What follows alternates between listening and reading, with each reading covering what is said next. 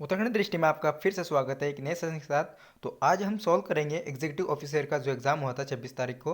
तो आज उसको हम पूरा सॉल्व करेंगे और इसकी जो प्रोविजनल आंसर की है वो उसको देखेंगे, जो आंसर की आयोग द्वारा जारी की गई है उसके अनुसार हम इसके सही उत्तर बताएंगे। तो आइए सेशन की शुरुआत करते हैं। और 100 क्वेश्चन का आज हमारा टारगेट है, जो कि हिंदी का एग्ज़ाम फर्स्ट शिफ्ट का था, उसमें 100 क्वेश्चन पूछे गए थे सामान्य हिंदी के। तो आइए शुरुआत करते हैं।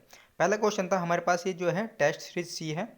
आपके अनुसार आप DAB वाले सही से आगे पीछे प्रश्न हो सकते हैं।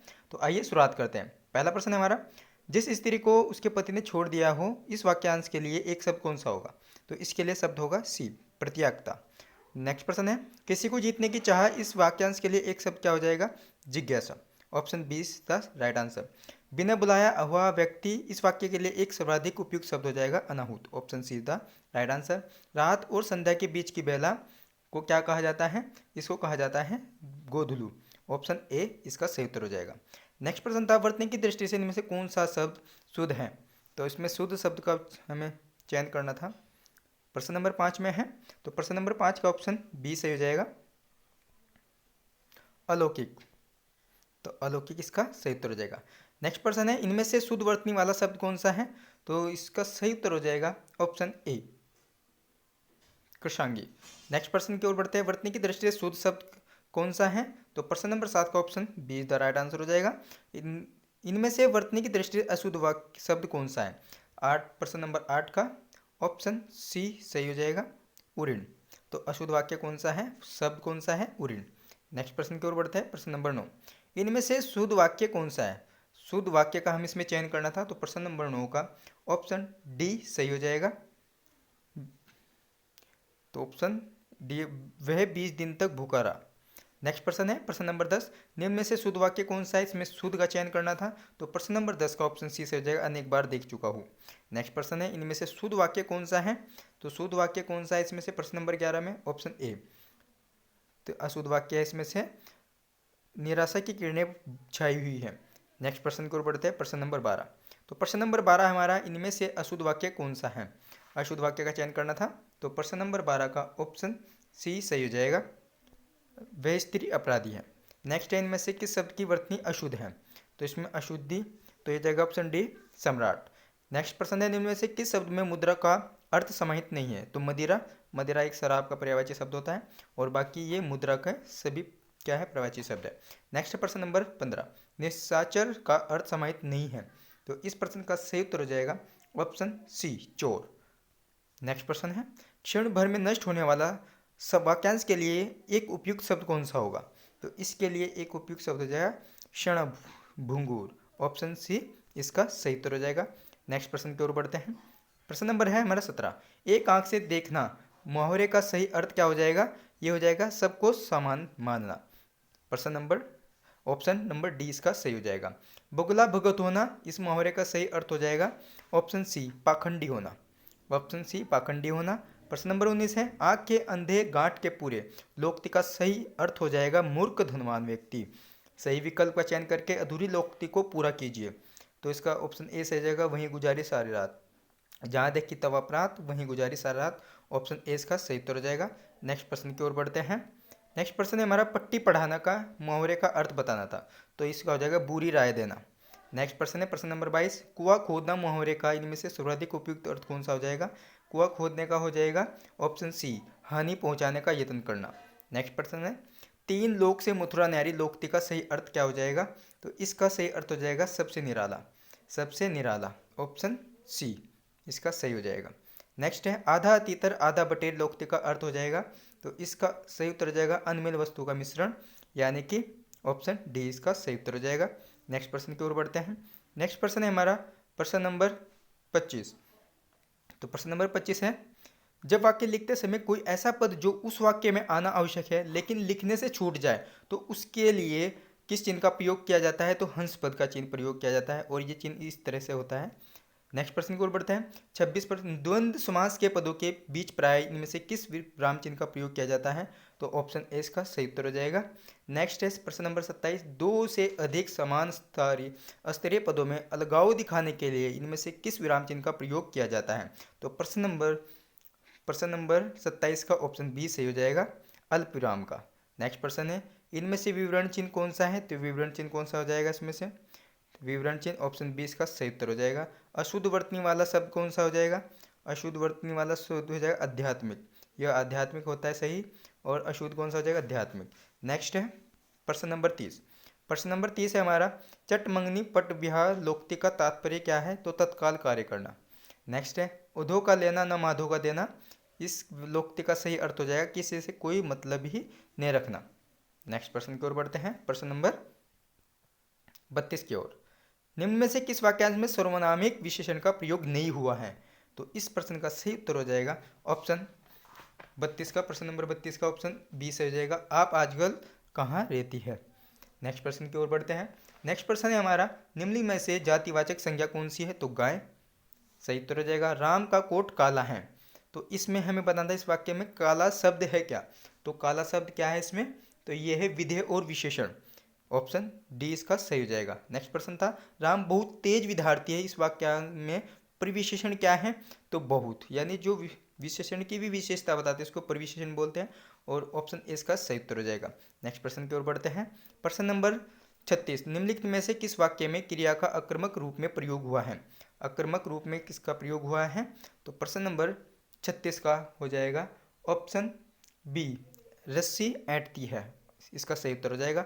पानी शब्द इनमें से किस संज्ञा का उदाहरण है? तो ये वाली लिक्विड है, यानी द्रव्यवाचक है, ऑप्शन बी सही हो जाएगा। कर्म कारक का विभक्ति चिन्ह होता है को, ऑप्शन बी इसका सही हो जाएगा।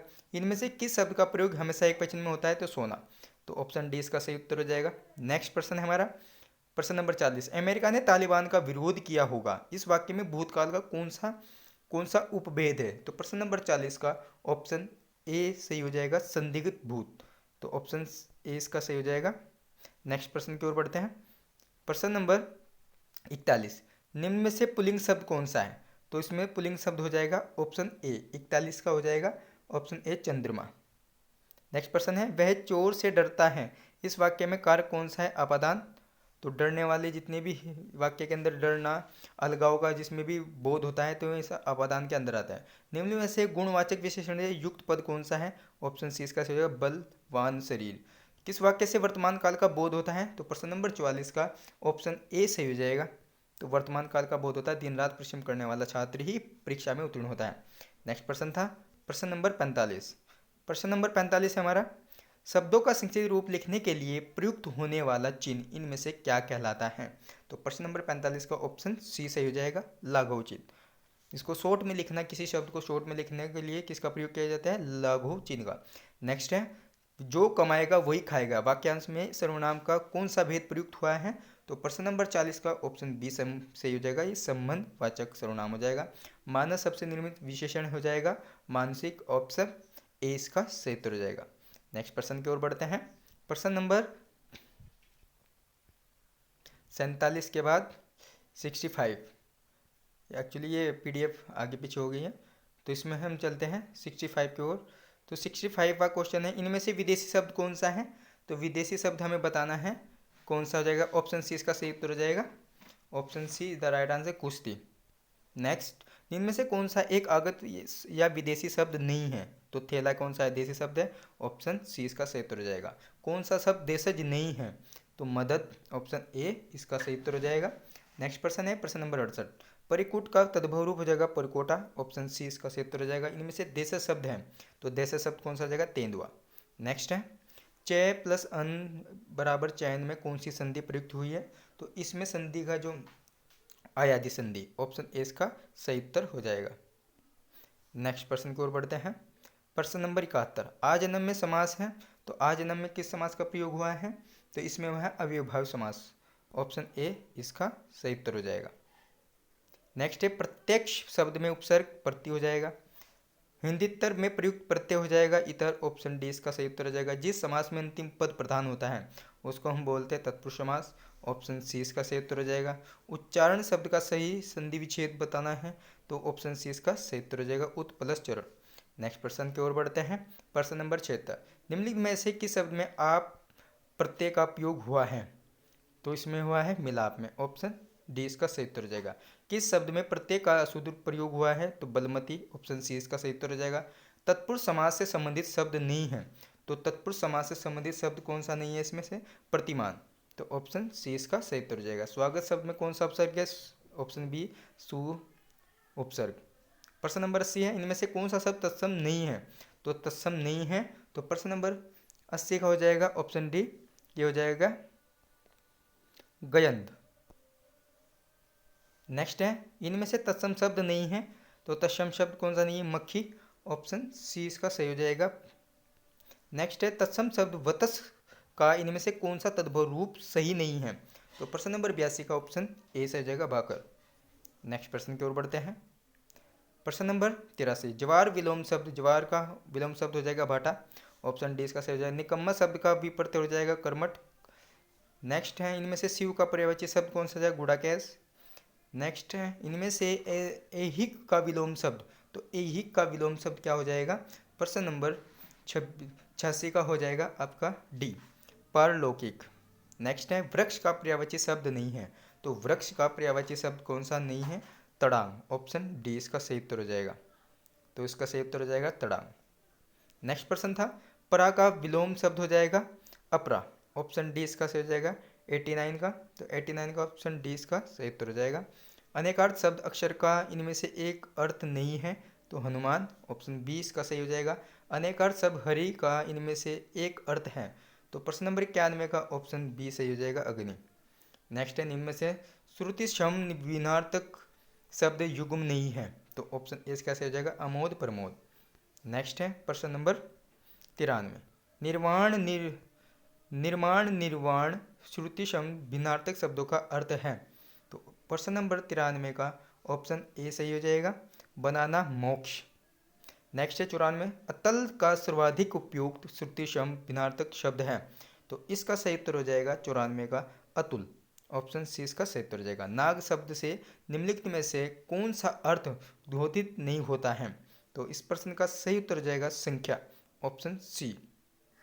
नेक्स्ट प्रश्न है, इनमें से कौन सा शब्द जलज का समानार्थी है? तो प्रश्न नंबर 96 का ऑप्शन सी से हो जाएगा कुशेष्य।